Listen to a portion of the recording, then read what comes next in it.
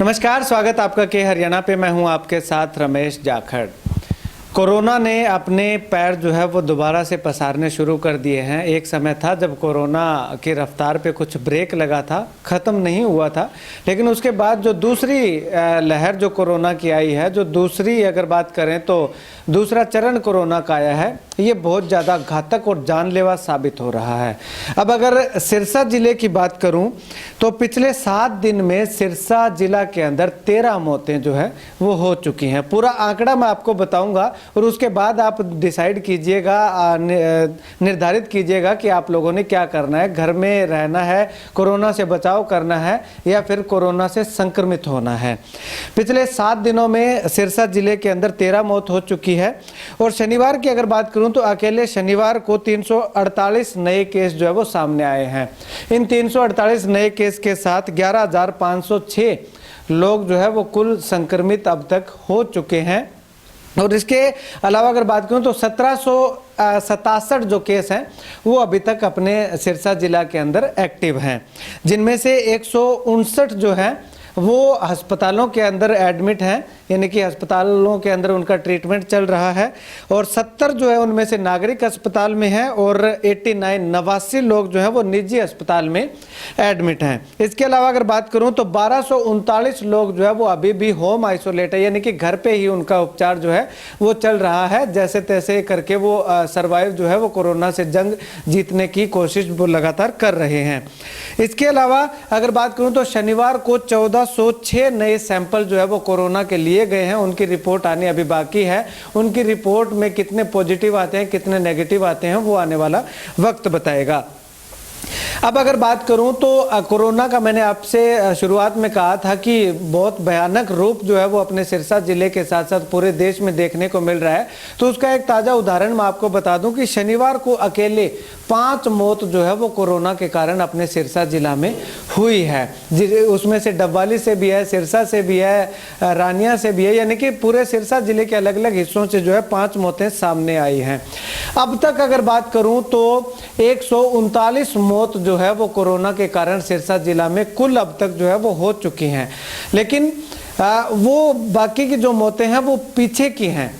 इनमें से अगर अप्रैल महीने की बात करूं तो अप्रैल अकेले महीने में, यानी कि आज अप्रैल जो है वो 25 अप्रैल हो चुकी है और इस 24 अप्रैल तक सिरसा जिला में 22 लोगों की मौत कोरोना के कारण हो चुकी है। पीछे का अगर आप अनुमान लगाएं, आंकड़ा निकालें तो 1 या 2 महीने में केवल 1 या 2 मौतें ही हमारे सामने आई थी, देखने को मिली थी। क्योंकि सिरसा में जब वो एक हवा चला था कि सिरसा में जो डॉक्टर हैं वो बहुत ज़्यादा समझदार हैं, सूझवान है, वो 1 सप्ताह के अंदर या 3 दिन के अंदर ठीक कर देते हैं। लेकिन उस समय कोरोना जो है वो इतना खतरनाक रूप से अपने ज़िला के अंदर प्रभावी नहीं था। लेकिन इस बार जो दूसरा चरण जो कोरोना का आया है वो बहुत ज़्यादा खतरनाक देखने को मिल रहा है। जिन लोगों को कोरोना हुआ है, जो लोग कोरोना से संक्रमित हुए हैं, उनमें से अधिकतर लोगों से मैंने बातचीत की फ़ोन के माध्यम से, तो उन्होंने भी एक अपील की कि आप अपने चैनल के माध्यम से लोगों को जागरूक कीजिए। लोगों ने इस कोरोना को हल्के में ले रखा है। ये कोरोना जो है वो बहुत ज़्यादा खतरनाक है। जिन लोगों को हो जाता है वही इसका जो रूप है वो पहचान सकते हैं, जिनको नहीं हुआ वो इसके बारे में अंदाज़ा भी नहीं लगा सकते। तो ऐसे में उन लोगों से बातचीत की, उनसे मैंने वीडियो भी मंगवाने के लिए, भेजने के लिए कहा। तो उनका कहना है कि अभी 1-2 दिन में हम वीडियो भेजेंगे। कोशिश करूंगा कि ये वीडियो अपलोड होने तक अगर उनका वीडियो आ जाता है तो वो भी साथ में अटैच कर दूं। लेकिन उन लोगों के जब हाव भाव देखो, आप उनसे फ़ोन पे बात करो तो ऐसा लगता है कि उन्होंने एक तरफ से मौत के मुंह से अपनी ज़िंदगी जो है वो वापस खींची है, यानी कि कोरोना इतना ज़्यादा प्रभावी हो चुका है। अब अगर अप्रैल महीने की बात करूं तो इस अप्रैल 2021 में अब तक 22 लोगों की मौत जो है वो हो चुकी है। तो इसी बात से अंदाज़ा लगाया जा सकता है कि कोरोना जो है वो बहुत ज़्यादा प्रभावी हो चुका है, बहुत ज़्यादा हावी हो चुका है। अब कुछ लोग कहेंगे कि रैलियाँ जो कर रहे हैं उनमें कोरोना नहीं आता तो हमारे यहाँ पे कोरोना कैसे आएगा। वो देखिए सरकार की एक सोच का नतीजा है। वो सरकार को सोचना चाहिए कि वो रैलियाँ कर रहे हैं और एक मैं ये भी मानता हूं कि जो सरकार रैलियां कर रही है, जो पश्चिम बंगाल में रैलियां हो रही है, जहां चुनाव है वहां पे रैलियां हो रही है, तो उससे लोग जो है वो कोरोना से खतरा जो है वो कम मानते हैं, क्योंकि लोगों का कहना है कि जब रैलियां जहां पे की जा रही हैं वहां पे कोरोना नहीं है, तो यहाँ पे तो रैलियां की नहीं जा रही, तो यहाँ पे कोरोना कैसे होगा।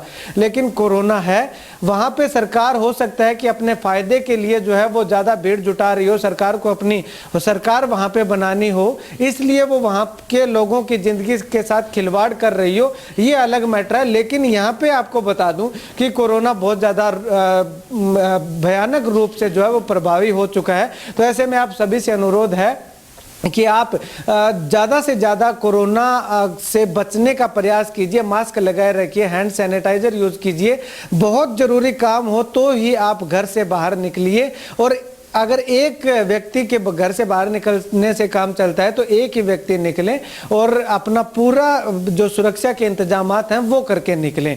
अब अगर बात करें तो कोरोना जो है वो हमें देश के अलग अलग हिस्सों से तस्वीरें हमने देखी कि किस प्रकार से लोगों की जो चिता जलाने के लिए भी जगह नहीं है और ऑक्सीजन की बहुत ज़्यादा कमी आ चुकी है। पानीपत से सिरसा की ओर जो एक टैंकर आ रहा था ऑक्सीजन का, वो गायब हो जाता है। तो ऐसे में आप देखिए कि कितनी ज्यादा कोरोना के कारण मारामारी जो है वो हो रही है। अब एक अपने यहाँ पे ट्रेंड चलता था कि जिनके पास पैसा है उनको इलाज जो है वो आसानी से मिल जाता था, यानी कि उनका उपचार आसानी से हो जाता था। लेकिन इस बार वो ट्रेंड भी जो है वो खत्म होता हुआ दिखाई दे रहा है। करोड़ों करोड़ों रुपए लगाने के बावजूद भी लोगों की जिंदगी नहीं बच रही, उनको हॉस्पिटल के अंदर बेड नहीं मिल रहे। तो ऐसे में आप और हम कहाँ से इतने पैसे भर पाएंगे और कहाँ से अपनी जिंदगी को जो है वो बचा पाएंगे। सिरसा जिला की बात करूं तो सिरसा में भी बहुत मुश्किल से जाकर के बेड मिल रहे हैं। अगरवा की मैंने एक खबर देखी थी, अगरवा में मरीज को एम्बुलेंस के अंदर ही ऑक्सीजन जो है वो चढ़ाई जा रही थी, ऑक्सीजन दी जा रही थी, यानी कि बेड की कमी जो है वो बहुत ज़्यादा मात्रा में हमें देखने को मिल रही है, खल रही है कमी जो है।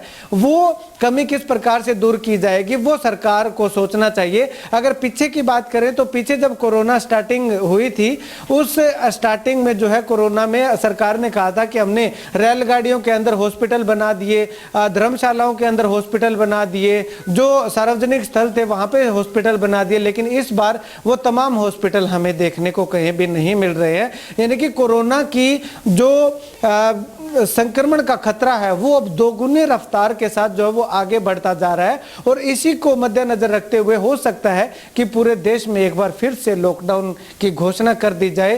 तो इसमें कुछ गलत बात नहीं होगी, कुछ परहेज नहीं होगा, क्योंकि लोगों की जिंदगी जो बचानी है तो लॉकडाउन एक बार फिर से मेरे हिसाब से लगाना ही पड़ सकता है और लग भी सकता है। तो ऐसे में आप सभी से अनुरोध है, मैंने आपको पूरे आंकड़े दिए, सिरसा जिले के आंकड़े दिए। अगर हरियाणा प्रदेश की बात करें तो इससे और भी ज्यादा खतरनाक आंकड़े जो है वो हमें देखने को मिल सकते हैं। तो आप सबसे अनुरोध है कि आप सुरक्षित रहिए, घर पे रहिए और सेफ रहिए।